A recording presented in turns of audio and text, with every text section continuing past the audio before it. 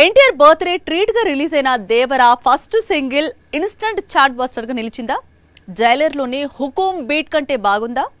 అనిరుద్ మరో మ్యాజిక్ చేశాడా? ఇంతకీ ఫియర్ సాంగ్ టైగర్ ఫ్యాన్స్ ను సాటిస్ఫై చేసిందా? ఒకవైపు ఎన్టీఆర్, ఇంకోవైపు అనిరుద్. ఈ డెడ్లీ కాంబినేషన్ కోసం ఎన్నో ఏళ్లుగా ఎదురు చూశారు ఫ్యాన్స్. ఇన్నేళ్లకు అభిమానుల కల నెరవేరింది. దేవరా నుంచి అనిరుద్ కంపోజ్ చేసిన ఫస్ట్ సింగిల్ రిలీజ్ అయింది.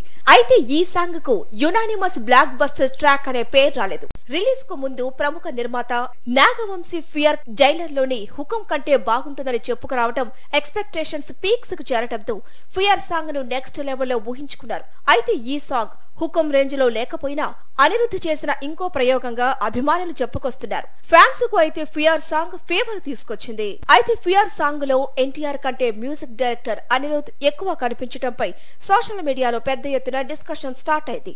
వీడియోలో అనిరుద్ డామినేషన్ ఎక్కువైంది. టైగర్ ఫ్యాన్స్ లో కొంతమంది డిసప్పాయింట్ అయ్యారని సమాచారం.